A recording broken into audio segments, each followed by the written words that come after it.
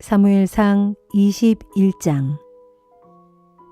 다윗은 노브로 가서 제사장 아히멜렉을 찾았다. 아히멜렉은 다윗을 보자 떨면서 물었다. 왜 혼자서 오십니까? 왜 곁에 아무도 없습니까? 다윗이 대답했다. 왕께서 제게 일을 맡기시면서 아무에게도 알리지 말라고 하셨습니다. 그래서 부하들을 다른 곳에 있으라고 지시한 것입니다. 그런데 제사장님, 먹을 거리가 좀 있습니까? 제게 빵 5덩이만 주세요. 아니면 다른 것이라도 괜찮습니다. 제사장이 다윗에게 대답했다. 지금 보통 빵은 가진 것이 없습니다. 하지만 제사 드릴 때 쓰는 빵이 좀 있습니다. 만일 당신의 부하들이 여자를 가까이 하지 않았다면 그 빵을 드릴 수 있습니다. 다윗이 대답했다. 원정길에 나서면 늘 그렇듯이 우리는 3일 전부터 여자를 가까이 하지 않았습니다. 보통 임무를 수행할 때에도 그렇게 해야 하는데 지금은 특수한 임무를 띠고 출정하고 있는데 오죽이나 깨끗하지 않겠습니까? 그러자 제사장은 다윗에게 거룩한 빵을 내주었다. 성소에 차려놓았던 빵 말고는 다른 빵이 없었기 때문이었다. 제사장이 다윗에게 준 빵은 그날의 따뜻한 빵을 새로 차려놓으면서 주 앞에서 물려낸 빵이었다. 그런데 바로 그날 사울의 신하 중 한 명이 거기에 와 있었다. 그는 어떤 일로 주의 성소에 와서 머물고 있었다. 그는 에돔 사람 도액으로 사울의 양치기들 가운데 우두머리였다. 다윗이 제사장 아히멜렉에게 또 한 가지를 부탁했다. 혹시 제게 주실 창이나 칼이 있습니까? 왕의 명령을 급히 따르다 보니 칼이나 창을 가져올 겨를이 없었습니다. 제사장이 대답했다. 당신이 예전에 엘라 골짜기에서 쳐 죽인 블레셋 장수 골리앗의 칼이 여기에 보관되어 있습니다. 저기 에봇 뒤에 있는 보자기에 쌓여 있습니다. 원하신다면 그 칼을 가지고 가십시오. 여기에는 그것 외에는 다른 칼이 없습니다. 다윗이 대답했다. 그보다 더 좋은 칼이 어디에 있겠습니까? 그 칼을 제게 주십시오. 그날 사울에게서 도망친 다윗은 가드 왕 아기스에게로 갔다. 아기스의 신하들이 다윗을 알아보고 왕에게 보고했다. 이 사람은 분명히 저쪽 나라의 왕 다윗입니다. 저 나라의 백성들이 춤을 추면서 사울은 수천을 죽였고 다윗은 수만을 죽였네 라고 노래 불렀던 바로 그 사람이 아닙니까? 다윗은 속으로 가슴이 뜨끔했다. 가드왕 아기스가 두려워졌다. 그래서 다윗은 그들이 보는 앞에서 미친 척하기 시작했다. 목숨이 그들 손에 달려 있었기 때문에 그들이 보는 앞에서는 미친 사람처럼 굴었다. 문짝을 극적거리고 수염에 침을 흘렸다. 아기스가 신하들에게 말했다. 저자를 보거라. 저자는 미치광이가 분명하다. 어째서 저런 자를 내 앞에 데리고 왔느냐. 나에게 미치광이가 부족해서 이런 자까지 내 앞에 끌어다 놓았느냐. 이런 자를 어찌 나의 궁전에 들여놓았느냐. 어서 내쫓아라.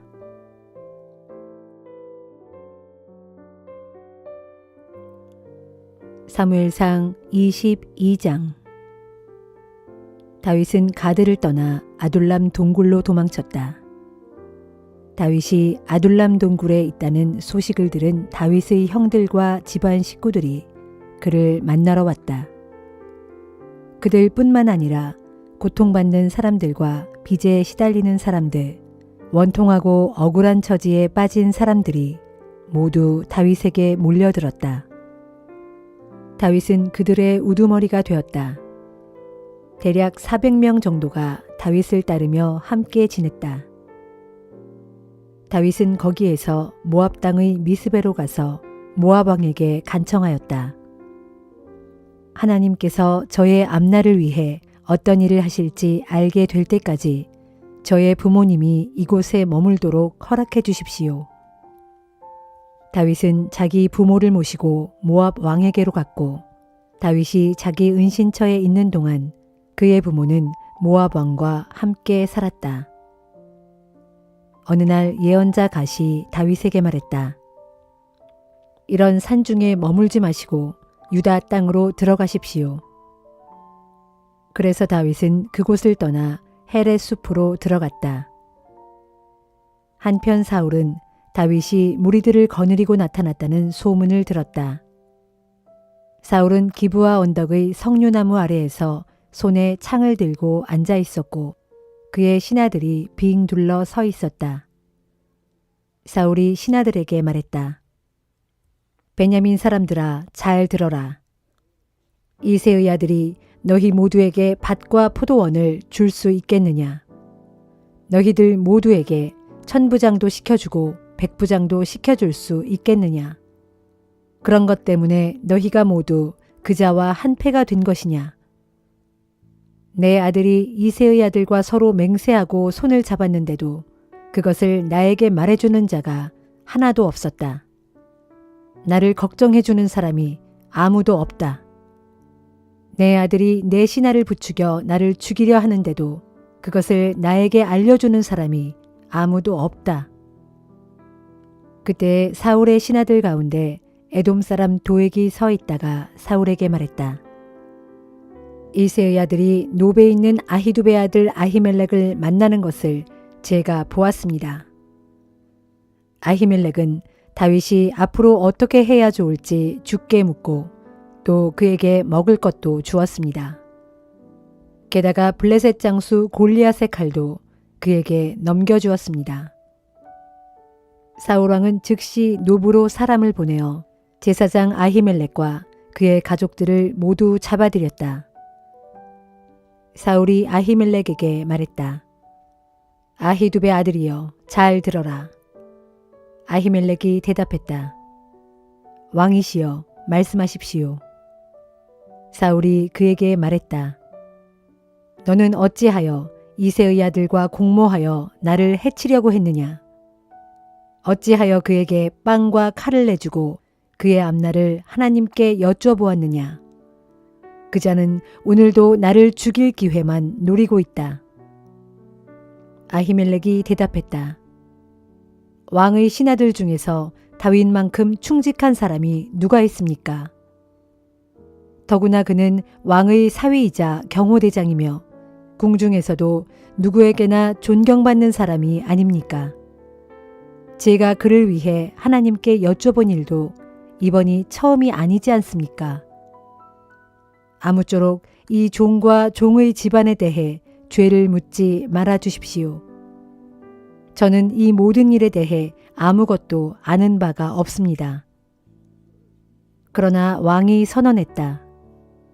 아히멜렉은 들어라. 그대와 그대의 온 집안은 죽어 마땅하다. 사울 왕은 호위병들에게 명령했다. 너희는 당장 주의 제사장이라는 이자들을 쳐 죽여라. 이들은 다윗과 공모하여 내게 반역을 꾀한 자들이다.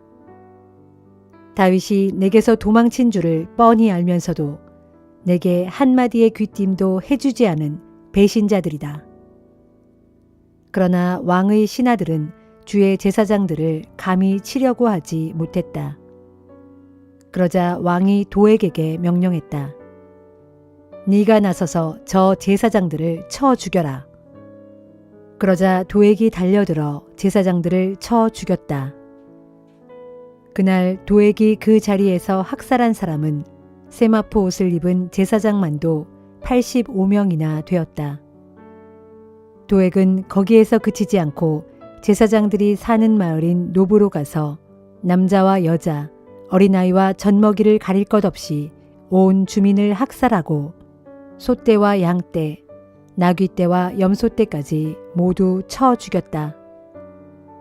그러나 아히두베의 손자요 아히멜렉의 아들인 아비아달은 용케에 피신하여 다윗 일행이 머문 곳으로 갔다. 그는 다윗에게 사울이 주의 제사장들을 학살한 소식을 전했다. 다윗이 아비아달에게 말했다. 모두 제 잘못입니다. 그날 에돔 사람 도액이 거기에 있는 것을 보고 그가 틀림없이 사울에게 고자질할 것이라는 생각을 했었습니다.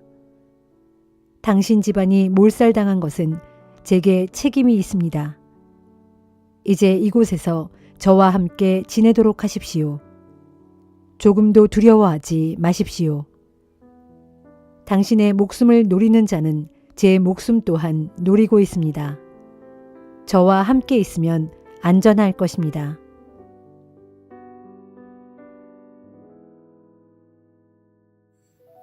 고린도전서 3장.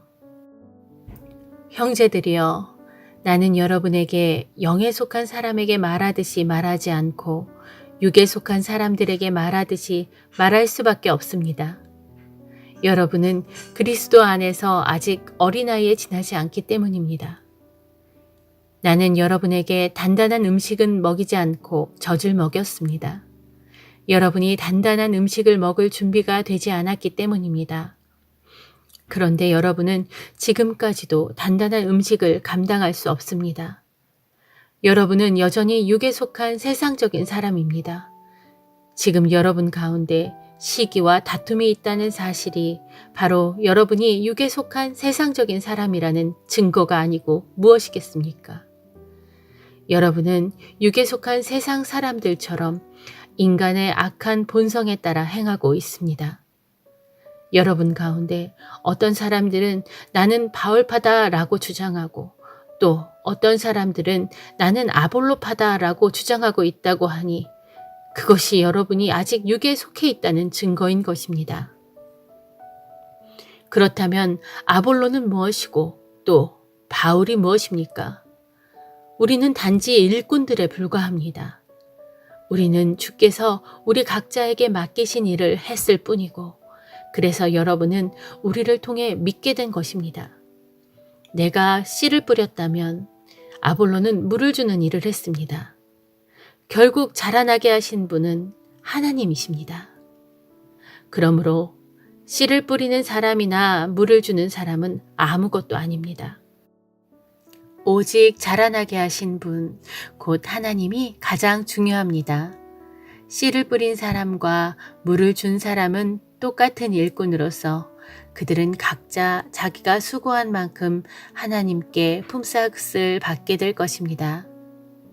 우리는 하나님의 일을 하는 동역자이고 여러분은 하나님의 밭이며 하나님께서 세우신 집입니다. 나는 내게 주신 하나님의 은혜로 한 사람의 지혜로운 건축자가 되어 기초를 놓았고 다른 사람이 그 기초 위에 집을 세우고 있습니다.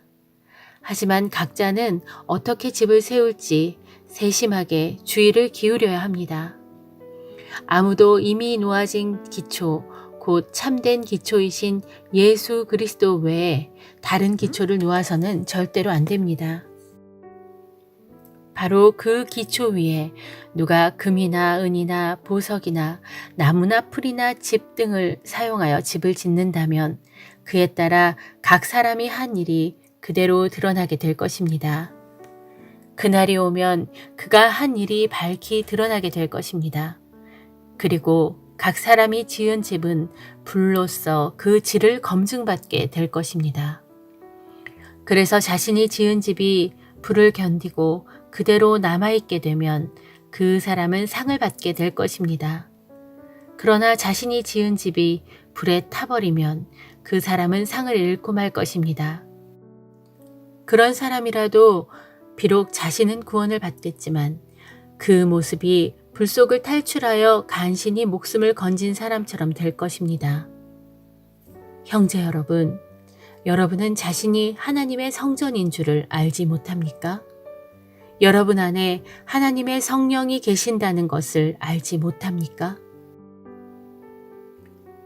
누구든지 하나님의 성전을 허물면 하나님께서는 그 사람을 멸망시키실 것입니다. 하나님의 성전은 거룩합니다. 여러분이 바로 하나님의 성전입니다. 아무도 자신을 속이지 마십시오.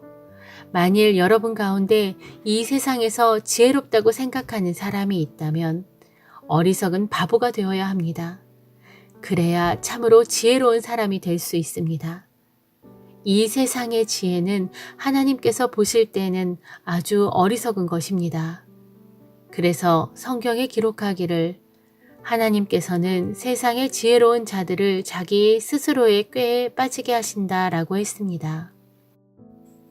또 성경에 이런 말씀도 있습니다. 주님께서는 세상에 속한 지혜로운 자들의 생각이 얼마나 허망한 것인지 알고 계신다. 그러므로 누구든지 사람에 관한 것을 자랑하지 마십시오. 모든 것이 다 여러분의 것입니다. 바울이나 아볼로나 베드로나 세상이나 생명이나 죽음이나 현재일이나 미래일이나 모든 것이 다 여러분의 것입니다.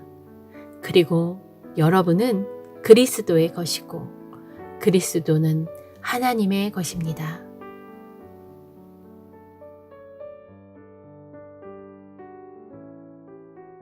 에스겔 1장. 내 나이 30살 되던 해의 4월 5일 내가 포로로 잡혀온 사람들과 함께 그발 강가에 있을 당시였다. 갑자기 하늘이 열리더니 하나님의 환상이 내게 보였다. 때는 유다왕 여호야긴이 바벨로니아 땅에 포로로 잡혀온 지 5년째 되던 해로 그달 5일이었다. 그때 갈대아 사람들의 땅인 그발 강가에서 부시의 아들인 제사장 나 에스겔에게 특별히 주님의 말씀이 내렸는데 그때 주님의 권능이 나를 온전히 사로잡았다.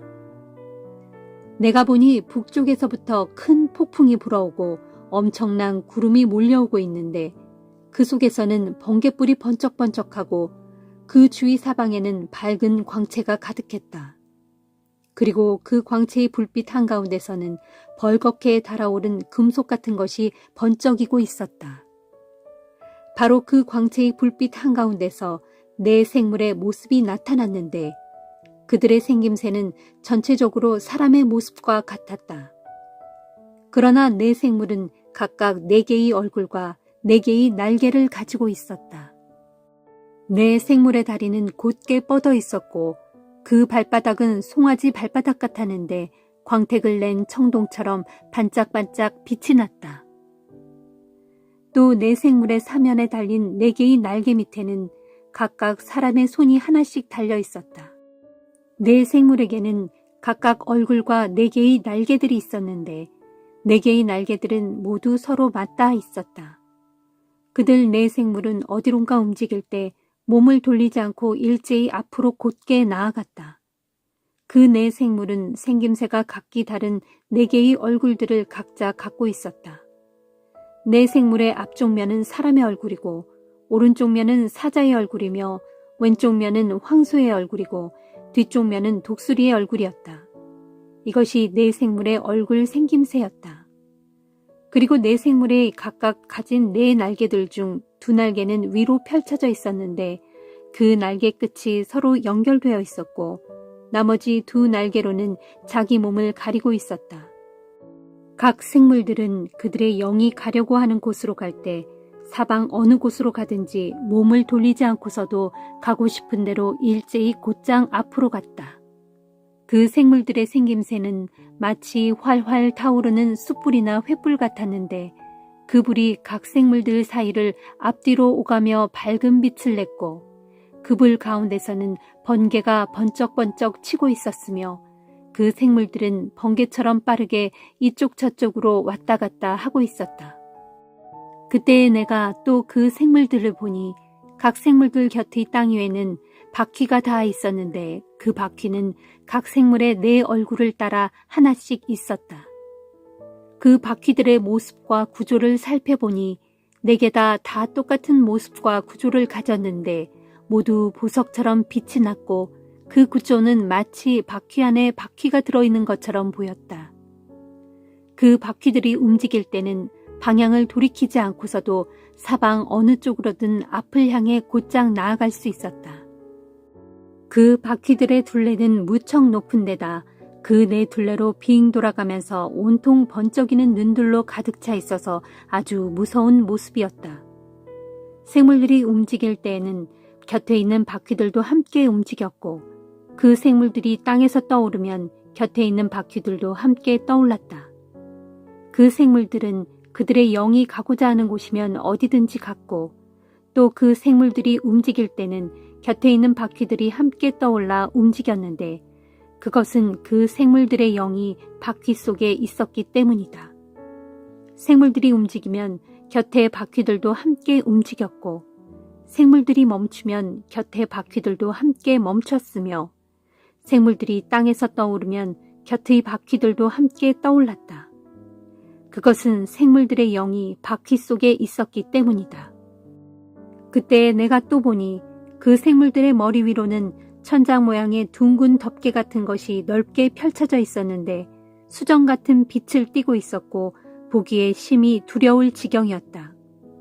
그런데 천장 모양의 둥근 덮개 밑에는 각각의 생물들이 서로를 향해 두 날개를 맞닿아 펼치고 있었는데 각각의 생물들은 나머지 두 날개로는 자기들의 몸을 가리고 있었다. 그 생물들이 움직일 때 그 날개 치는 소리를 내가 들어보니 많은 물이 힘차게 떨어지는 폭포 소리와도 같고 전능하신 분의 천둥 같은 목소리와도 같으며 큰 군대의 함성 소리와도 같았다. 그리고 그 생물들이 가만히 멈추어 서 있을 때는 자기들의 날개를 아래로 들이웠다. 그 생물들이 자기들의 날개를 아래로 들이우고 가만히 서 있을 때에도 그들의 머리 위 천장 모양의 둥근 덮개 위에서는 진동하는 소리가 그치지 않았다. 또 그 생물들의 머리 위에 있는 천장 모양의 둥근 덮개 위에는 사파이어처럼 보이는 보석으로 만든 보좌 모양 같은 것이 있었고 그 보좌 모양 같은 것 위에는 사람의 모습 같은 형상을 지닌 한 분이 앉아 계셨다. 또 내가 보니 그분의 허리처럼 보이는 부분의 위쪽 곧 상반신의 모습은 벌겋게 달아오른 쇠 같아서 그 속과 주위 등 전체가 활활 타오르는 불덩어리 같았다. 그분의 허리처럼 보이는 부분의 아래쪽 곧 하반신의 모습도 역시 불과 같아서 사방으로 찬란한 광채가 빛을 발하고 있었다. 그분에게서 나오는 그 찬란한 사방의 광채는 비 오는 날 구름 속에 있는 아름다운 무지개 같았는데 그것은 주님의 나타나심을 보여주는 영광의 광채였다. 내가 그 찬란한 광경을 보고 즉시 땅에 엎드리니 그 보좌로부터 말씀하시는 분의 음성이 내게 들려왔다. 시편 37편. 악을 일삼는 자들이 잘 산다고 불평하지 말고 나쁜 짓 하는 자들이 잘 된다고 부러워하지 말라. 그들은 들풀처럼 속히 시들어버리겠고 푸성귀처럼 금방 말라버릴 것이다. 주님만을 굳게 믿고 선하게 살아라. 그러면 너희가 심은 대로 거두면서 땅 위에서 형통한 삶을 누릴 것이다. 오직 주님만을 기뻐하라. 그러면 주께서 내가 간절히 바라는 마음의 소원을 이루어 주실 것이다. 내 갈 길을 주께 맡기고 오직 주만 신뢰하여라. 그러면 주께서 모든 것을 다 이루어 주실 것이다. 또한 그분께서 내 의로움을 새벽빛처럼 빛나게 해주시고 내 정직함을 대낮같이 환히 드러내실 것이다. 주 앞에서 마음을 고요히 하고 묵묵히 참고 그분을 기다려라. 악한 자들이 잘 되는 것을 보더라도 조금도 초조해하지 말고 악한 계획이 잘 풀려나간다고 전혀 불평하지 말아라. 모쪼록 화를 가라앉히고 분을 속으로 사겨라. 이런 것들은 사람을 악으로 이끌어갈 뿐이다. 결국 악을 행하는 자들은 뿌리째 뽑혀 멸망할 것이지만 주 안에서 소망을 갖고 살아가는 자들은 땅을 유산으로 받을 것이다. 진실로 악인의 형통은 잠시뿐이니 얼마 후에는 내가 그들을 눈씻고 애써 찾아볼지라도 그들의 자취조차 찾아볼 수 없게 될 날이 올 것이다. 그러나 온유한 자들은 땅을 차지하고 땅 위에서 평안을 누리며 오순도순 잘 살게 될 것이다. 비록 악한 자들이 이를 박박 깔며 의인을 해칠 궁리를 힘써 짜내더라도 주께서 그 악한 자들을 보시고는 저 어리석은 것들 하고 비웃으실 것이니 이는 그들이 멸망당할 끝날이 가까이 이르렀음을 주께서는 다 아시기 때문이다. 악한 자들이 칼을 빼어들고 활을 힘껏 당겨 가난하고 연약한 자들을 고꾸라뜨리고 올바르게 살려고 하는 자들을 해치려고 덤빌지라도 도리어 그들은 자기들이 빼어든 칼에 제 심장이 찔리게 되고 또한 그들의 활은 우지직 부러지고 말 것이다. 진실로 의로운 자의 적은 재산이 악한 자의 많은 재산보다 훨씬 낫다.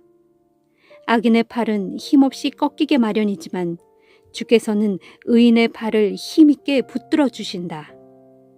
주께서는 정직하게 사는 자들의 일생을 낱낱이 다 알고 계시므로 그들의 유산은 대대로 이어질 것이고 재앙이 닥칠 때에도 공경을 당하지 않고 기근이 들 때에도 풍족함을 누릴 것이다. 그러나 악인들은 쉬이 멸망할 것이니 주의 원수들은 들풀처럼 순식간에 사그러지고 연기처럼 홀연히 사라지고 말 것이다. 악한 자들은 돈을 빌리고도 갚는 법이 없지만 의로운 자들은 늘 넉넉하게 인심을 베푼다. 의로운 자들은 주께 복을 받아 땅을 차지하겠지만 악한 자들은 주께 저주를 받아 땅에서 쫓겨날 것이다. 주께서 기뻐하시는 길을 걷는 자는 주께서 항상 그의 발걸음을 인도해 주신다. 비록 그는 넘어지더라도 아주 쓰러지지는 않을 것이니 주께서 강한 손을 내밀어 그의 손을 꼭 붙잡아 주실 것이기 때문이다.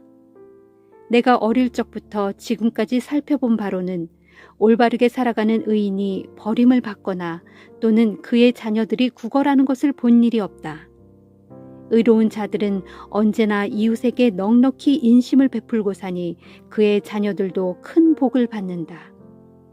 부디 악에서 멀리 떠나 선한 일을 행하여라. 그리하면 너희가 이 땅에서 영원히 살 것이다. 정녕 주께서는 공의를 사랑하시고 자기의 신실한 백성들을 결코 저버리지 아니하신다. 그러나 악한 자들에게는 그들의 자손을 끊어버리신다. 그렇다. 의로운 자들이 땅을 유산으로 물려받고 그 땅에서 영원토록 살 것이다.